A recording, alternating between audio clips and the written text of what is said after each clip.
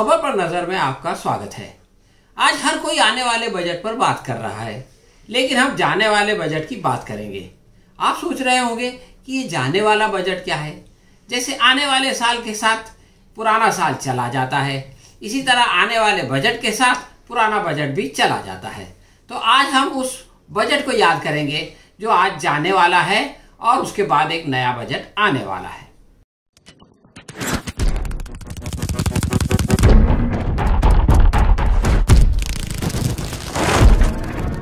आज नया बजट प्रस्तुत होने वाला है, इसलिए हर कोई भविष्य के सुंदर सपने सजा रहा है। लेकिन पिछले साल भी इसी वित्त मंत्री ने एक बजट पेश किया था, इसलिए आने वाले बजट की बात करने से पहले आइए जाने वाले बजट की बात करते हैं। क्योंकि आने वाला बजट तो एक सपना है, लेकिन जाने वाला बजट एक सच्चाई है। इसके दर्पण में सरकार का चाल, चरित्र और चेहरा सब कुछ दिखाई देता है और आगे के लिए रियलिस्टिक अपेक्षा भी की जा सकती है। आइए देखें कि खेल, संस्कृति, स्वास्थ्य और निवेश के क्षेत्र में पिछले साल सरकार ने क्या टारगेट रखे थे और उसमें उसने क्या उपलब्धि की। हाँ तो दोस्तों, सबसे पहले खेल की बात करें तो आपने इस तरह के पोस्टर देखे ही होंगे, जिसमें प्रधानमंत्री जो है वो टोक्यो में जाने वाले प्लेयर्स से जो है वो संवाद साध रहे हैं और उनका हौसला बढ़ा रहे हैं। बल्कि आगे चलकर आपने ये भी देखा होगा कि उसके लिए एक जो है वो नया ऐप बनाया जाता है और लोगों से कहा जाता है कि वो भी जो है वो अपने प्लेयर्स की जो है वो हौसला बढ़ाएं और उनकी हिम्मत बंधाएं। और वो हौसला बढ़ाने से पहले आपको जो है वो नरेंद्र मोदी दिखाई देते हैं और आपको पता चलता है कि ये प्लेयर जो है वो इन्हीं की मेहरबानी से जा रहे हैं और इन्हीं की मेहरबानी से जो है वो बड़े बड़े पदक जीत के लाएंगे। इसके बाद आपने ये भी देखा होगा कि जो इस साल ओलंपिक ईयर में जो कामयाबी हासिल की गई, उन प्लेयर्स से मोदी जी ने मुलाकात की और जो है वो गोदी मीडिया ने उसका श्रेय प्रधानमंत्री को देने की कोशिश की। ये तो सब जो है वो मीडिया की बातें हैं, जिसके जरिए से लोगों को बहलाया और फुसलाया जाता है। अब आइए देखें कि इस क्षेत्र में सरकार जो है वो कितनी गंभीर है और इसने उस पर कितने पैसे खर्च किए। 2020 में खेल के ऊपर सरकारी बजट जो है वो 2827 करोड़ रुपया था। ये बजट जो है वो अगले साल यानी 2021 में घट के 1878 कर दिया गया, इसलिए कि कोरोना के कारण जो है वो घरेलू में क्षेत्र में और बाहर भी बहुत सारे टूर्नामेंट कैंसिल कर दिए गए थे। ये बात तो समझ में आती है। लेकिन 2021 में तो ये तमाम टूर्नामेंट होने वाले थे। इसके बावजूद बजट जो है सिर्फ 2596 करोड़ रखा गया, यानी 2827 की तुलना में ये बजट जो है वो 230 करोड़ कम था। अब आप देखें कि स्वास्थ्य के क्षेत्र में, चूंकि कोरोना का ज़माना था, सारी दुनिया में महामारी फैली हुई थी, तो स्वास्थ्य का क्षेत्र जो है वो बहुत ज़्यादा महत्वपूर्ण हो गया था।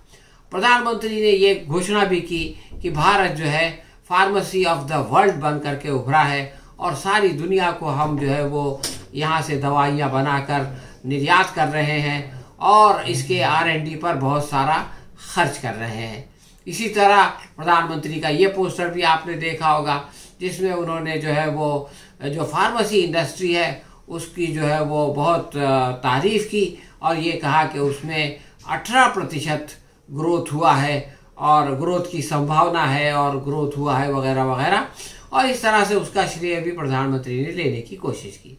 लेकिन अगर आप ज़मीनी स्तर पर देखें तो हेल्थ जो रिसर्च का मामला है, जिसकी बुनियाद पर जो है ये बिजनेस चलता है और बढ़ता है, उसमें जो है वो सरकार ने जो अपना बजट 2020 का था 4062 करोड़, उसमें 34% 4% की कटौती कर दी और उसको घटाकर 2663 करोड़ कर दिया। तो इस तरह से आप ये देखें कि जो है वो मीडिया में तो बड़ी बड़ी बातें होती हैं, लेकिन जब पैसा देने की बात आती है तो जो है वो उस पर ताला लग जाता है और उसमें बढ़ोतरी के बजाय कटौती हो जाती है। दोस्तों, सारी दुनिया को ये देखकर आश्चर्य हुआ कि जब महामारी के ज़माने में सबसे ज़्यादा जो है लोग स्वास्थ्य के लिए परेशान थे, हर तरफ त्राही त्राही थी, ऑक्सीजन के लिए लोग दर बदर भटक रहे थे, उस समय भी भारत ने अपना स्वास्थ्य बजट नहीं बढ़ाया। और जो दुनिया के प्रगतिशील देश हैं उनको तो छोड़ दीजिए, जो पिछड़े हुए देश हैं उनमें भी टोटल जीडीपी का स्वास्थ्य बजट जो है वो 1.6% यानी 1.6% नहीं होता, लेकिन भारत में ये केवल 1.6% है। ये बहुत ही जो है वो शर्मनाक बात है।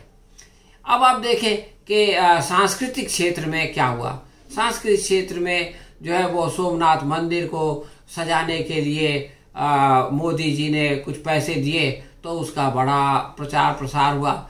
इसी तरह से जब जो है वो केदारनाथ के आसपास सड़क बनाई गई तो ये कहा गया कि साहब भारतीय संस्कृति का जो है वो उत्थान हो रहा है।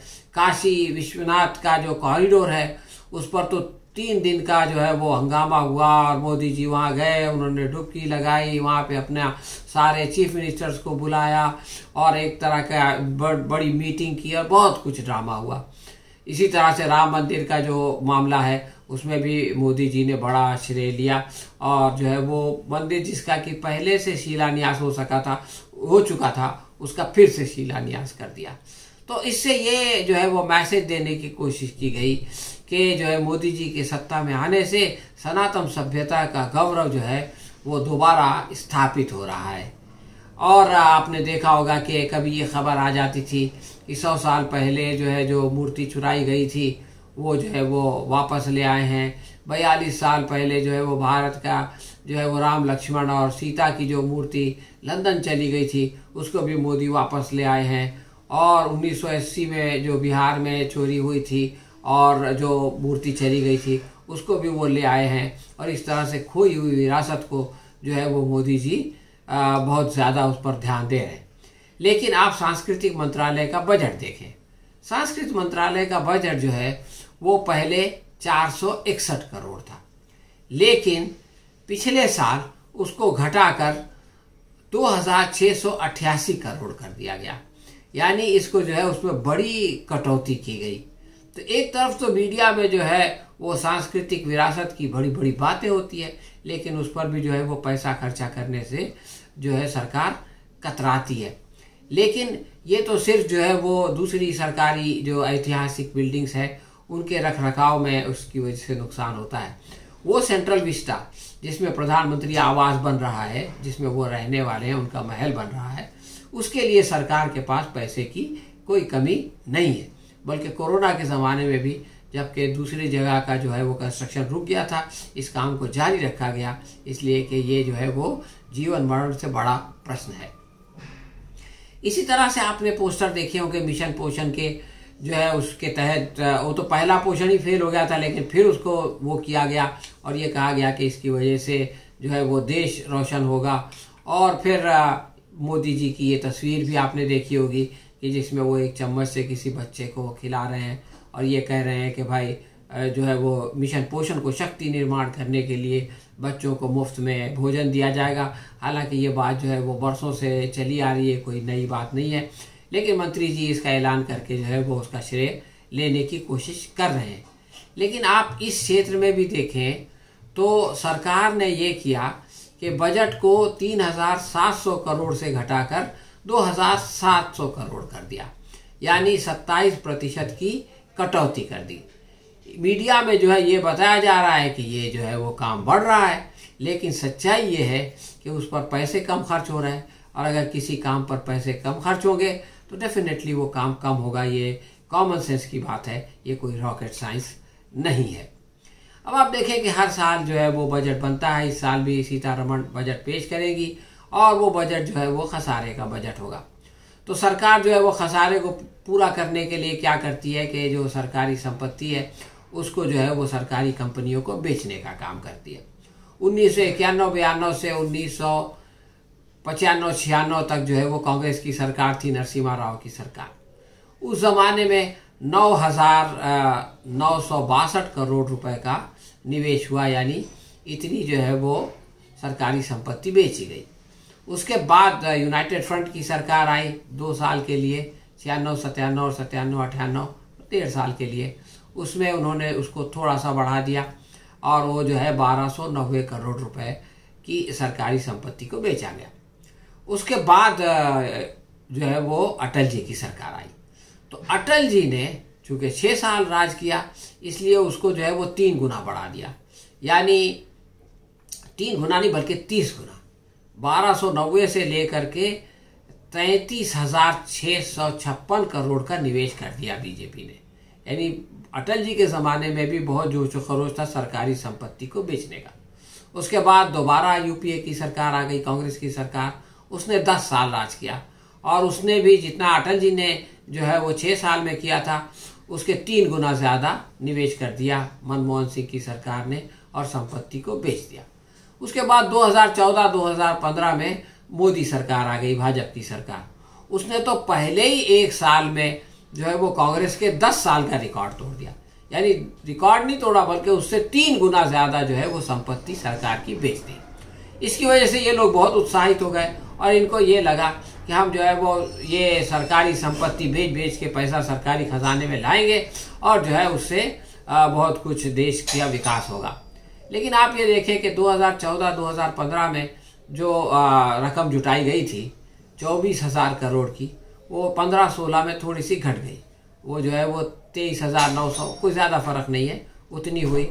लेकिन 16-17 में फिर 46,000 करोड़ और 17-18 में जो है वो डबल से ज़्यादा हो गई, यानी 100,000 करोड़ पे पहुंच गई।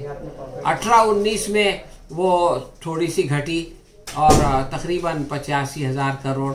लेकिन 2019-20 में उसके अंदर सब्सटैंशियल जो है वो डिक्रीज हुआ, बहुत बड़ी रकम घट गई, यानी 84,000 करोड़ से ये घट करके जो है वो 50,000 करोड़ पे आ गई। यानी निवेश का जो पीक है वो आकर के चला गया, एक तरह से आप कह सकते हैं 2017-18 में। इसके बाद लोगों का जो इंटरेस्ट है वो इसमें कम होने लगा और पिछले साल यानी 2020-2021 में तो ये घट के जो है वो 21,300 करोड़ पे आकर के पहुंच गया। अब आप ये देखें कि अभी जो ये साल ख़त्म हुआ है यानी पिछला बजट, तो इसके 2 महीने पहले के जो आंकड़े आए हैं उसके अनुसार जो टारगेट था, जो लक्ष्य था, उसका सिर्फ 5% रकम जो है वो जुटी। यानी ये एयर इंडिया से पहले की बात है।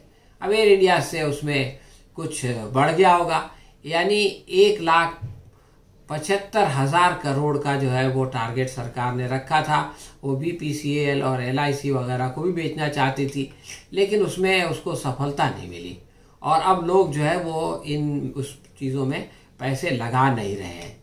अब अगला बजट भी निर्मला सीतारमण उसी तरह से पेश करेंगी, बड़े बड़े सपने होंगे और उनको साकार करने के लिए घाटे का बजट बनाया जाएगा। घाटे को पूरा करने के लिए सरकारी संपत्ति को, सरकारी कंपनियों को बेचने का सपना देखा जाएगा।